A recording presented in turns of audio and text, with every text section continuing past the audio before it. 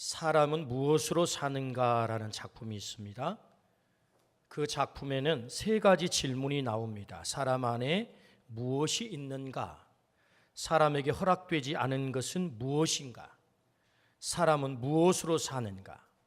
소설을 통해서 톨스토이는 이 세 가지 질문에 대답을 합니다. 그 첫 번째 질문, 사람 안에 무엇이 있는가? 이 구두장이 가난한 시몬은 길거리에 쓰러져 있는 불쌍한 미하일을 집으로 데리고 옵니다. 가난하지만 아내 마트리오나는 옷을 입히고 정성스럽게 밥을 지어서 이 불쌍한 사람을 먹입니다. 사람 속에는 사랑이 있음을 알게 됩니다. 두 번째 질문, 사람에게 허락되지 않은 것은 무엇인가? 한 부자가 1년 동안 신을 수 있는 질긴 구두를 주문을 했어요. 그러나 그는 돌아가는 길에 그만 죽고 말았습니다. 그에게 필요한 것은 1년 동안 신을 수 있는 질긴 구두가 아닌 당장 신체에 신겨야 할 슬리퍼였습니다. 사람에게 진짜 꼭 필요한 것이 무엇인지 아는 것을 허락하지 않음을 알게 된 거죠. 사람에게 꼭 필요한 것을 아는 것이 허락되지 않았어요. 세 번째 질문, 사람은 무엇으로 사는가? 천사 미하일은 쌍둥이 엄마의 영혼을 데려가는 것이 임무였습니다. 미하일은 엄마 없이 자랄 어린 쌍둥이들이 너무나 불쌍했습니다. 그래서 그렇게 할 수 없다고 하나님의 명을 거역했습니다. 그래서 천사 미하일은 인간계로 쫓겨나 벌거벗은 채 교회당 옆에 쓰러져 있었던 것입니다. 하나님은 세 가지 질문에 대한 답을 얻기 전까지 하늘로 올 수 없다라고 했습니다. 한 아주머니를 만나서 마지막 세 번째 질문에 답을 얻게 됩니다. 이 아주머니는 엄마가 죽은 쌍둥이를 딸처럼 길렀습니다. 미하일은 엄마가 죽으면 쌍둥이는 살아남지 못할 것이라고 생각했어요. 그래서 그런데 그 쌍둥이들은 이웃 아주머니의 지극한 사랑으로 행복하게 자라고 있었습니다. 사람은 사랑으로 사는 것을 알게 된 거지요. 엄마 죽으면 쌍둥이들이 못 자라. 그런데 그게 아니었습니다. 사랑으로 살아가는 모습을 보고 있는 것입니다. 천사 미하일은 세 가지 질문의 답을 알아 다시 하늘로 올라갔습니다. 사람 속에 무엇이 있는가? 사람에게 허락되지 않은 것은 무엇인가? 사람은 무엇으로 사는가? 그 답, 사람 속에는 사랑이 있고 사람에게 가장 필요한 것은 사랑이고 사람은 사랑으로 산다. 톨스토이는 사랑만이 인생의 답임을 이 소설에서 우리에게 알려주고 있습니다. 사람이 사는 것은 사랑 때문입니다. 우리는 모두가 사랑의 중요성을 너무나도 잘 알고 있습니다. 우리가 괴로워하는 것은 이토록 사랑이 중요한 것을 알면서도 우리가 사랑하지 못한다는 데 있는 것입니다. 하나님이 내게 보내주신 그 남편을 사랑해야 되는 것을 알아요. 하나님이 보내주신 그 아내를 내가 사랑해야 되는 것을 알아요. 그 자녀를 사랑해야 되는 것도 알고 부모님을 사랑해야 되는 것도 알고 그 이웃을 사랑해야 되는 것도 알고 한 교회 공동체 되어서 그 성도를 사랑하는 것도 알아요. 그런데 안 되는 거예요. 이게 우리가 괴로워하는 것입니다. 자꾸만 마음속에 미움이 듭니다. 사랑해야 행복하는 것도 우리가 알아요. 근데 사랑이 잘 안 돼요. 때문에 우리는 절망하는 거지요. 그런데 오늘 본문의 말씀은 절망하는 우리들에게 소망을 줍니다. 너도 사랑할 수 있다고. 네 힘이 아닌 내 힘으로 사랑할 수 있다라고 오늘 성경은 가르쳐 주세요. 그러므로 오늘 이 말씀을 통해서 내 힘이 아닌 그분의 힘으로 우리가 사랑의 사람이 되어 하나님이 주시려고 하는 참된 행복을 우리 모두가 맛보기를 축복합니다. 그렇다면 여러분, 어떻게 우리가 사랑할 수 있을까요? 오늘 첫 번째 말씀하기를 더욱 큰 은사를 사모하라, 그렇게 말씀하세요. 고린도전서 12장 31절입니다. 우리 같이 한번 읽어보실까요? 시작. 너희는 더욱 큰 은사를 사모하라. 내가 또한 가장 좋은 길을 너희에게 보이리라. 아멘. 고린도전서 12장을 우리는 은사장이라고 합니다. 은사란 하나님께서 값없이 주시는 선물, 은혜의 선물을 은사라고 합니다. 왜 은사를 주십니까? 한 하나님, 한 성령님께서 우리를 유익하게 하기 위해서 은사를 주신다.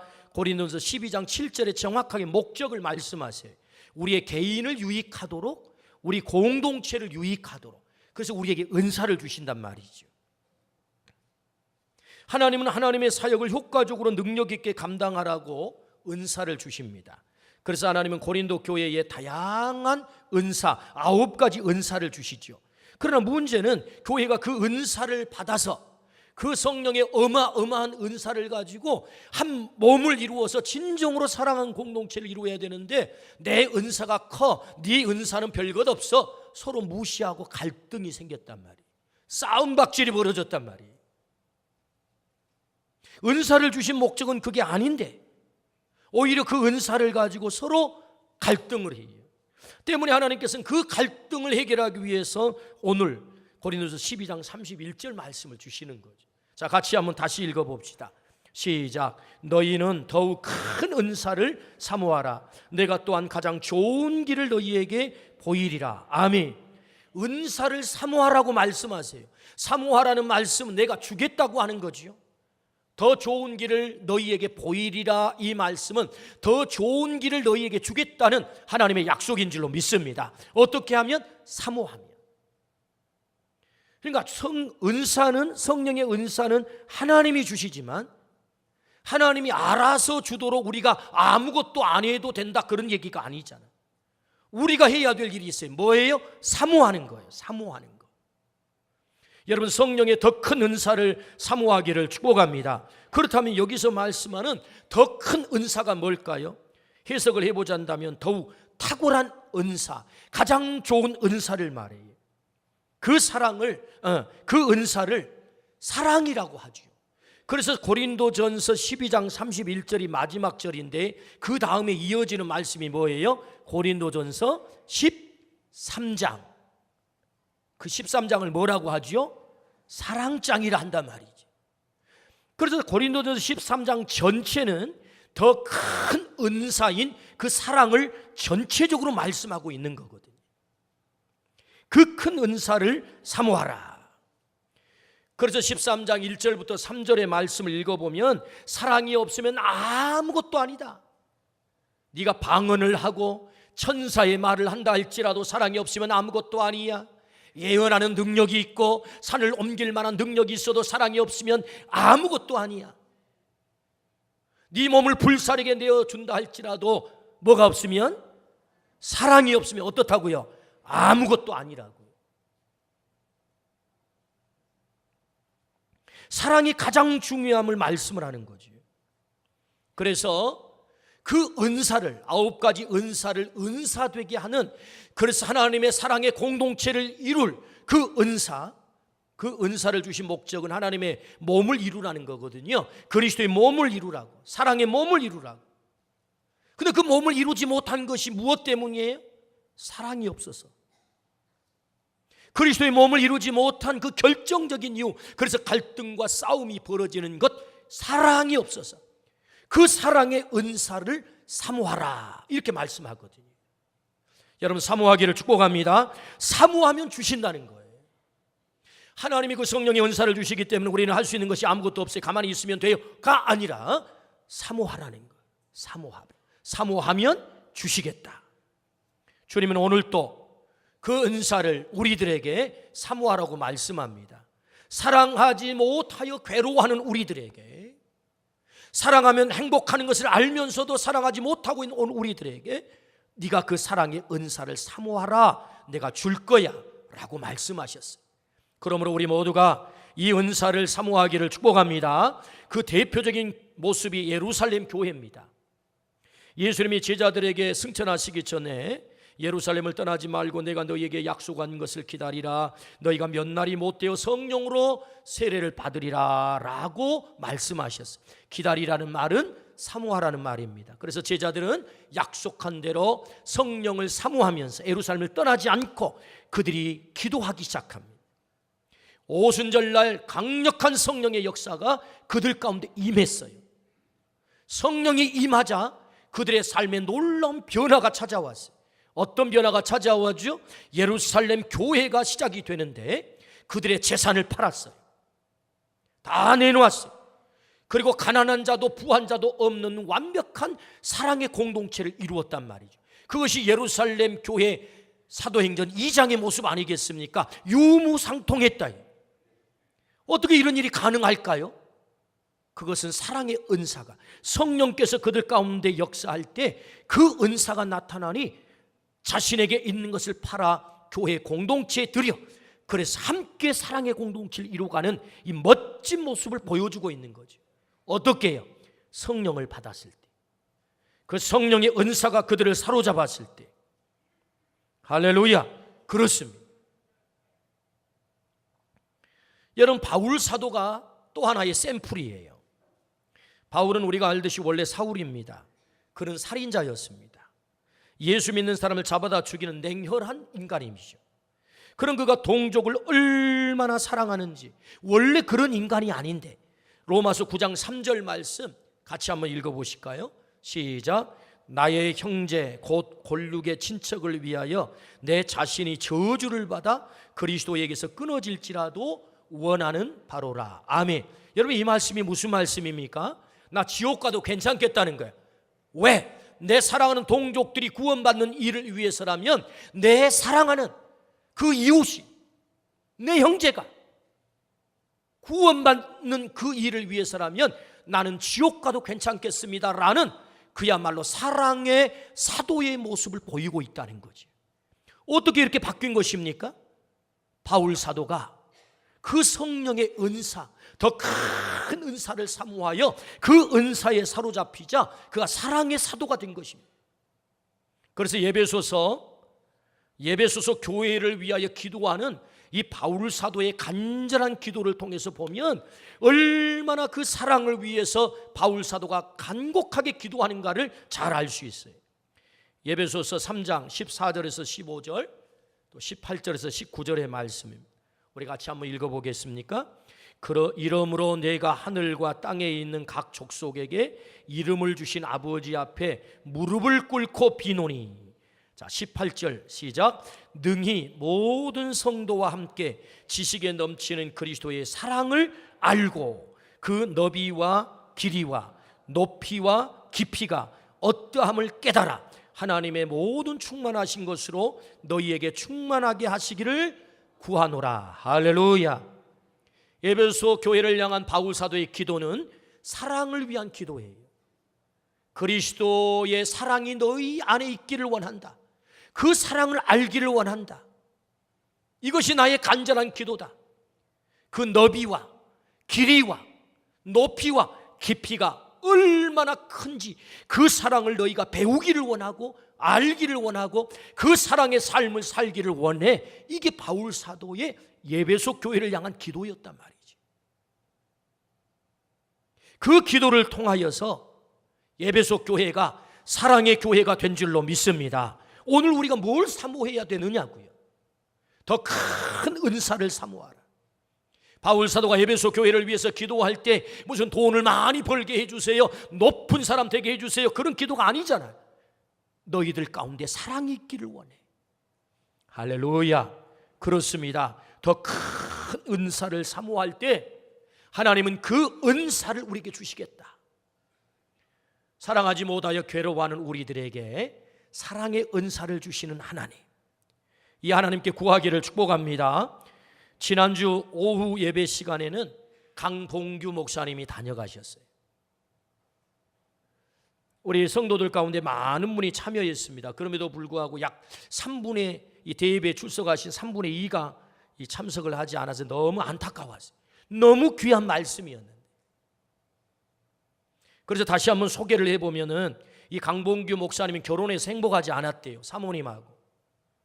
어린 시절에 이 강봉규 목사님 어머니가 돌아가셔서 계모 아래 성장하면서 배다른 형제들 틈바구니에서 너무나도 힘들게 성장을 했어요. 많은 상처가 있어서 늘 무시를 당했어요. 엄마가 없으니까. 자기를 무시하면 화가 나는 거예요. 그런 상처가 있었어요. 근데 사모님은 어린 시절에 남동생이 죽었어요. 그래서 남동생이 죽은 그 원인을 이 사모님에게 다 전가를 하면서 아버지가 계속 폭언을 하는데, 폭언을 할 때마다 너 때문에 네 동생 죽었어, 네 책임이야. 그러니까 이 어린 여자 아이가 그 엄마의, 그 아버지의 그 공격적인 말을 들으면 살아남을 수가 없어가지고 아버지가 큰 소리만 난다 그러면 귀를 딱 막은 거예요. 귀를 안 듣는 거예요. 그래야 살아남으니까. 그런 상처를 가지고 성장을 했어요. 그래서 만나서 살다 보니까 이런 상처들이 치유가 되지 않아서 이게 행복하지가 않은 거예요. 좀 마음에 안 들어가지고 목사님이 약간 톤을 높여가지고 뭐라고 그러면 사모님이 딱 귀를 닫아요. 그 목사님은 저 여자가 나를 또 무시하는구나, 더 화가 나는 거예요. 그래도 화가 막 나. 그래가지고 이 목사님이 자신의 그런 화내는 모습이 너무 싫은 거예요. 내가 왜 이렇게 화를 내지? 그래서 하나님 앞에 가서 무릎을 꿇었다는 거예요. 하나님, 나 이 화내기 싫은데 자꾸 화가 나요. 저 인간이 나를 이렇게 무시해요. 내가 뭐라고 말하면 귀를 딱 닫아버려요. 그렇게 화내지 않고 좀 살게 해주세요. 내가 저 아내를 사랑하고 싶은데 사랑이 안 돼요. 그렇게 하나님 앞에 간절히 기도할 때 갈라디아서 2장 20절 말씀이 이 목사님을 사로잡은 거예요. 성령께서 오셔서 갈라디아서 2장 20절 말씀으로 목사님을 사로잡았어요. 갈라디아 2장 20절 말씀이 뭐예요? 내가 그리스도와 함께 십자가에 못 박혔느니 그런즉 이제는 내가 산 것이 아니요 내 안에 예수 그리스도께서 사신 것이라. 아, 그렇구나. 내 안에 주인이 주님이시구나.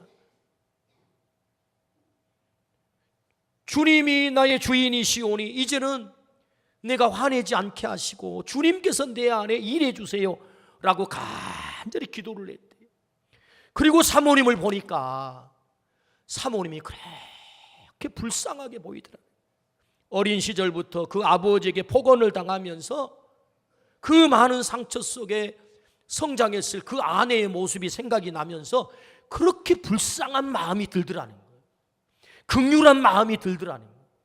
그래서 그 사모님을 사랑하게 됐다는 거예요. 귀를 닫아도 사랑하게 됐대요. 할렐루야. 구했더니 더 큰 은사를 사모하라 주님 말씀하세요. 그 은사를 사모했더니 성령께서 오셔서 그를 사로잡아 그래서 그 아내를 사랑하게 됐다를 간증하셨어요. 그래서 지금은 너무 행복하대. 심지어 그 사모님이 세상에서 가장 존경하는 사람이 자기 남편이라고 그랬다는 거예요. 여러분, 우리 모두가 그렇게 되기를 축복합니다. 우리 남편이, 우리 아내가 내가 제일 존경하는 사람 내 아내야. 지금 아내들은 아멘 하시기를 축복합니다. 내가 제일 존경하는 사람 내 남편이야. 아멘. 이렇게 됐다는 거예요. 이렇게 더 큰 은사를 사모하라고 말씀하세요. 내 힘이 아니라 그분이 주신 힘으로 내가 사랑할 수 있다는 것입니다. 더 큰 은사가 뭐지요? 사랑의 은사예요. 우리 주님이 성령을 통해서 우리에게 허락하시면 우리가 이 사랑의 은사로 사랑의 사람이 될 줄로 믿습니다. 그러므로 구하십시오.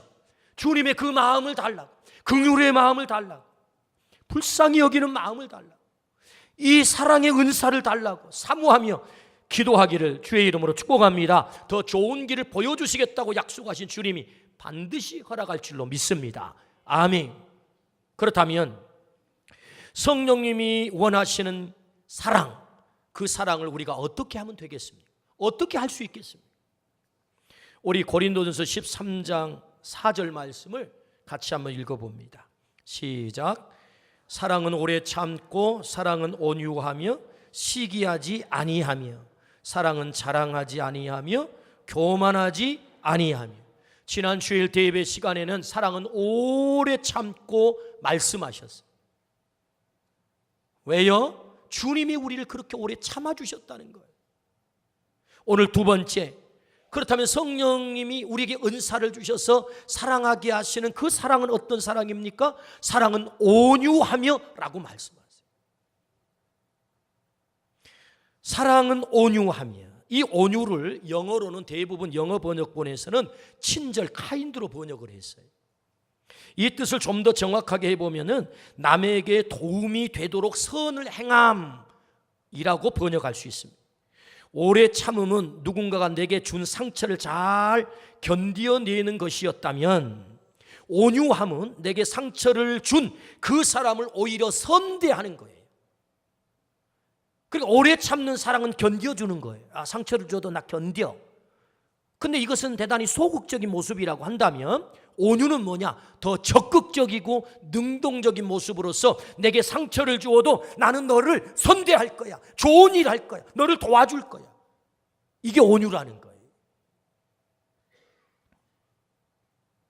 왜 온유가 이토록 중요합니까? 그것은 첫 번째, 주님이 온유하신 분이세요. 마태복음 11장 28절에서 29절입니다. 우리 같이 한번 읽어보시겠습니까? 시작. 수고하고 무거운 짐진 자들아 다 내게로 오라. 내가 너희를 쉬게 하리라. 나는 마음이 온유하고 겸손하니 나의 멍에를 메고 내게 배우라. 그리하면 너희 마음이 쉼을 얻으리니. 할렐루야. 우리는 모두가 수고롭고 무거운 짐을 진 자들이에요. 그 짐 가운데 가장 무거운 짐이 뭐예요? 죄의 짐이에요. 그래서 사실 우리 하나님 앞에 엄청나게 잘못을, 주님에게 많은 상처를 낸 사람들이라 우리가. 그런데 주님은 오라는 거예요. 오라. 내가 너를 쉬게 하리라. 네가 어떤 모습을 가졌어도, 어떤 죄를 졌어도, 네가 어떻게 나를 공격해서 나는 너를 쉬게 만들 거야. 왜냐하면 나는 온유하거든. 온유는 뭐예요? 예수님의 가장 대표적인 인격이에요. 예수님의 모습이에요. 나는 마음이 온유하고 겸손하다. 그 온유 때문에 주님은 우리의 피난처가 되고 쉼이 되는 줄로 믿습니다. 온유가 우리를 쉬게 만들어요. 그러므로 여러분, 우리가 온유할 때 예수님의 인격의 옷을 입는 것입니다. 그래서 온유가 중요해요. 우리가 예수님을 닮는 것이다. 두 번째는요, 온유한 자가 승리합니다. 마태복음 5장 5절 말씀입니다. 온유한 자는 복이 있나니 그들이 땅을 기업으로 받을 것이며. 할렐루야. 여러분, 누가 땅을 차지합니까? 과거에는 정복 전쟁을 통해서 이기는 자가 땅을 기업으로 얻어요. 그러니까 이 얘기는 온유한 자가 복이 있다, 땅을 기업으로 얻는다, 이 말은 네가 진정한 정복자, 승리자야. 온유한 사람이 승리자라는 거. 주님이 그래서 땅을 기업으로 주는 복을 주세요. 온유가 승리합니다. 잠언 15장 1절 말씀에 유순한 대답은 분노를 쉬게 하여도 과격한 말은 노를 격동하느니라 라고 말씀하세요. 온유가 승리한다는 거죠. 아브라함 링컨은 온유의 표본입니다. 그를 집요하게 괴롭히는 적 가운데 스탠톤이라고 하는 사람이 있었대요. 그래서 이 스탠톤이라는 사람은 이 링컨을 계속 공격을 하는 거예요. 이 교활한 어릿광대 막 이렇게 욕을 하고요. 대통령을 향해서도. 공중석상에서는 링컨을 이 오리지널 고릴라다. 여러분, 고릴라를 보고 싶으면 아프리카로 갈 필요가 없습니다. 여기도 있습니다. 여기. 그러면서 막 대통령을 조롱하고 그랬다는 거예요. 그런데 이 링컨 대통령이요, 내가 강요를 임명할 때 이 스탠톤이라고 하는 자기를 그렇게 공격하는 그 적을 국방장관에 임명을 했다는 겁니다. 사람들이 흥분을 해가지고 어떻게 그럴 수 있느냐, 그런 못된 놈을 어떻게 국방장관에 임명할 수 있느냐. 그때 조용히 링컨은 이런 대답을 했다고 해요. 그 자리에는 그 사람이 적임자요. 링컨이 암살되어 그의 시체 앞에 선 스탠톤은 뜨거운 눈물방울을 흘리며 꿇어 엎드려 이렇게 고백을 했답니다. 여기 세계가 지켜보았던 사람 중 가장 위대한 지도자가 누워있노라. 승리자가 된 거죠. 진정한 승리자가 된 거죠. 온유가 우리를 승리하게 할 줄로 믿습니다. 아멘. 세 번째, 왜 온유가 이렇게 중요합니까? 온유한 자가 하나님께 쓰임을 받아요. 민수기 12장 3절 말씀입니다. 우리 같이 한번 읽어보시겠습니까? 이 사람 모세는 온유함이 지면의 모든 사람보다 더하더라. 할렐루야. 하나님이 모세를 지금 자랑하고 있거든요. 뭘 가지고 자랑합니까? 그는 키가 커, 잘생겼어, 힘세, 이런 거 아니잖아요. 모세를 내가 자랑하고 싶어. 모세는 세상에 어떤 사람보다 온유가 더 큰 사람이야. 뭘 보고요? 모세가 하나님 쓰기에 너무 좋은 사람이었다네. 그래서 모세가 하나님 앞에 멋지게 쓰임 받잖아요. 모세는 온유했기에 하나님께 쓰임을 받았습니다. 오늘 주님 말씀하세요. 어떤 사람을 쓰세요? 온유한 사람을 쓰세요. 오늘 우리 모두가 하나님 앞에 쓰임 받기를 축복합니다. 아멘. 네 번째는요, 온유가 왜 이렇게 중요합니까? 온유는 생명을 보호합니다. 깨뜨려져가는 생명을 살려내는 자, 그가 온유한 자예요. 그래서 더 큰 은사를 사모하되 이 온유의 은사, 사랑의 은사 가운데 온유의 은사를 사모하라는 거예요. 이게 뭐죠? 이게 모르신 분 누가 있겠어요? 어디서 가져왔겠습니까? 그거야 시장에서 샀겠죠. 이거 시장에 산 게 아닙니다. 제가 옥상에 암탉을 두 마리 길러요. 날마다 2개씩 알을 낳습니다. 재밌잖아요. 그 계란을 하나 가져온, 아마 이거 오늘 아침에 난 것 같아요. 근데 여러분, 이 계란을 왜 들고 나왔느냐 하면은, 이 계란을 만약에 이 바닥에 떨어뜨리면 반드시 어떻게 될까요? 깨집니다. 물론 이 삶은 계란은 아닙니다. 여기서 이 바닥에 반드시 떨어뜨리면 깨진다고. 왜요? 바닥이 딱딱하니까. 그래서 제가 일부러 오늘 시청각 설교를 하기 위해서 세팅을 하나 했어요. 뭐냐? 안 보이던 방석이 하나 있죠. 제가 한번 떨어뜨려 보겠습니다. 깨질까요? 안 깨질까요? 안 깨져요. 어떻게 아세요? 제가 한번 떨어뜨려 봅니다. 굉장히 높잖아요.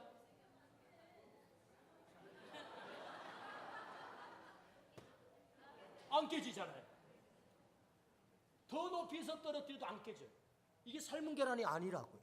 제가 딱딱한 바닥에 지금 3부니까 마지막 시간이니까 떨어뜨려도 괜찮을 것 같긴 합니다. 근데 청소하려면 곤란하겠잖아요. 청소하는 사람이 힘들겠잖아요. 그래서 딱딱한 바닥에는 안 떨어뜨려도 여러분이 이미 경험상 다 알 거예요. 깨진다는 거죠. 근데 여러분 보세요. 여러분, 이 방석이 그렇게 능력이 있는 존재가 아니에요. 이게 무슨 능력이 있겠어요? 그냥 뭐 갖다 던져버리면 거기 있는 데 있는 거지. 그런데 여러분, 이 딱딱한 사이에 이 방석 하나가 딱 놓이니까 이 계란이 깨지지 않는 능력을 갖게 되는 거예요. 온유가 뭐예요? 바로 이 스폰지와 같은 거예요. 그 사이에 온유가 들어가면 생명이 보호돼요. 깨져가는 생명이 살아나요. 그게 사랑이에요. 그 사랑의 모습 가운데 뭐가 있어요? 온유가 있는 거예요. 주님이 우리에게 사랑은 온유하며라고 말씀하세요. 그 온유가 생명을 지켜내고 그 생명을 보호하고 그 생명을 살려낸다는 것입니다. 저는 어린 시절 돌아보면 정말로 철없는 행동을 많이 했던 것 같아요. 그래서 제 엄마가 많이 속상했어요. 제가 좀 개구지게 생겼잖아요. 제가 철없는 행동을 해서 엄마를 속상하게 할 때 제 엄마는 그런 저를 끌어안고 우셨어요. 그리고 기도해 주셨어요. 그리고는 제가 조금만 별로 잘한 것도 없이 조금만 잘하면 제 어머니는 이렇게 말씀하셨어요. 오냐 잘했다. 이게 전부였어요. 오냐 잘했다. 그래서 제 엄마를 생각할 때마다 늘 이 귀에 맴맴 도는 소리는 오냐 잘했다. 제가 잘해서가 아니에요. 어머니는 그 따뜻함으로 저를 칭찬해 주고 저를 안아주고, 그래서 오늘 제가 이 자리에 섰다. 저는 그렇게 믿고 있습니다. 어머니의 온유함. 그래서 여러분, 그 온유라고 하는 단어는 추상적인 단어예요. 근데 그것이 구체적으로 우리에게 어떤 얼굴로 나타나는 것입니까? 바로 이 부드러움으로 나타나는 거예요. 이 따뜻함으로. 그것이 온유의 얼굴이라는 거죠. 그 온유가 사람과 사람 사이에 딱 들어가면 세상에 이 계란이 안 깨지는 거예요. 생명이 보호된다는 거죠. 온유의 모습이 또 어떻게 나타난가, 제 부끄러운 모습을 얘기하면서 한번 예를 한번 들어볼까요? 제가 며칠 전에 새벽 기도를 설교를 하고 여기 앉아서 제가 1시간 기도를 하면서 충만해져 가지고, 그래가지고 제 아내와 손을 잡고, 죄송해요, 손잡고 갔다고 그래서 저 금호 맨션을 향해서 가다 보면은 금호 아파트 올라가는 약간 비탈길이 있어요. 그 대목에서 제 아내가 저랑 손을 잡고 가면서, 여보, 당신 그거 했어? 그거 안 했어? 그거 왜 안 한 거야? 저한테는 어떻게 들렸냐면, 당신 도대체 뭐야? 왜 그렇게 사는 거야? 이렇게 들리는 거예요. 그래 제 목에 요만큼 올라왔어요. 이걸 참아야 되는데 제가 1시간 기도했다니까요. 새벽에 충만했는데도 불구하고 바로 그 말 한마디에 제 속이 뒤집어졌어요. 그리고는 여보, 왜 그렇게 추궁하는 거야? 이런 톤으로 제가 한마디 했어요. 그때부터 2박 3일 동안 제 아내가 한마디도 안 했어요.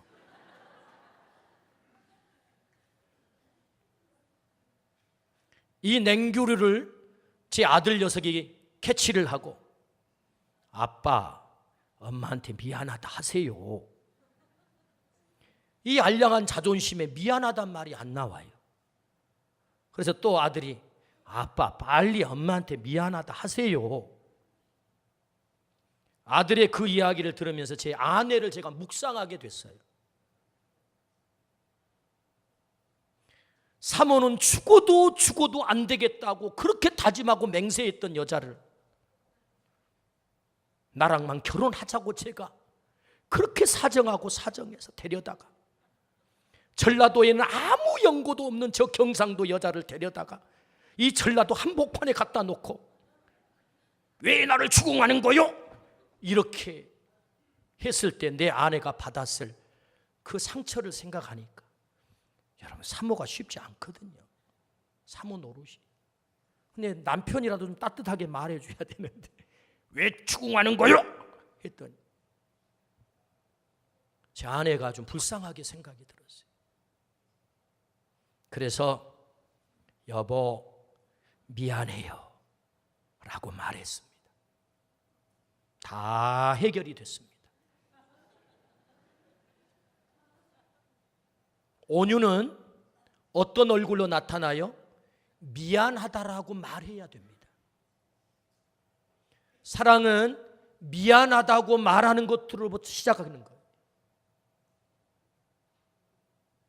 더 큰 은사를 사모하래요. 그 은사가 뭐예요? 사랑의 은사예요. 그래서 그 사랑의 은사가 주어질 때 어떤 사랑을 하게 되는 거예요? 온유한 사랑을 하게 되는 거예요. 온유는 예수님의 인격이에요. 우리가 온유하게 사는 것은 예수님의 인격의 옷을 입는 것입니다. 온유할 때 우리가 승리할 수 있어요. 온유하면 생명을 지켜내요. 생명을 보호해요. 온유하면 우리가 하나님께 쓰임을 받아요. 그래서 온유한 사랑을 주님이 주문하세요. 그 온유한 사랑의 얼굴이 뭐예요? 미안하다고 말하는 거예요. 가정의 달입니다. 우리는 말 안 해도 알아요. 아닙니다. 미안하다고 말하세요. 남편은 아내에게, 아내는 남편에게 미안하다고 말하세요. 부모는 자녀에게, 자녀는 부모님에게 미안합니다, 죄송합니다 말하세요. 그것이 온유한 사랑이에요. 그런데 여러분, 이게 내 힘으로 잘 안 된다는 것입니다. 때문에 주님은 우리에게 말씀하세요. 더 큰 은사를 사모하여 기도하라고. 그러면 하나님이 주시겠다고, 더 좋은 길을 보여주겠다고. 그러므로 오늘 우리 모두가 그 성령의 은사를 사모함으로 하나님이 주신 힘으로 온유한 사랑을 감당하기를 축복합니다. 숙제를 드립니다. 미안하다고 말하십시오. 기도하겠습니다.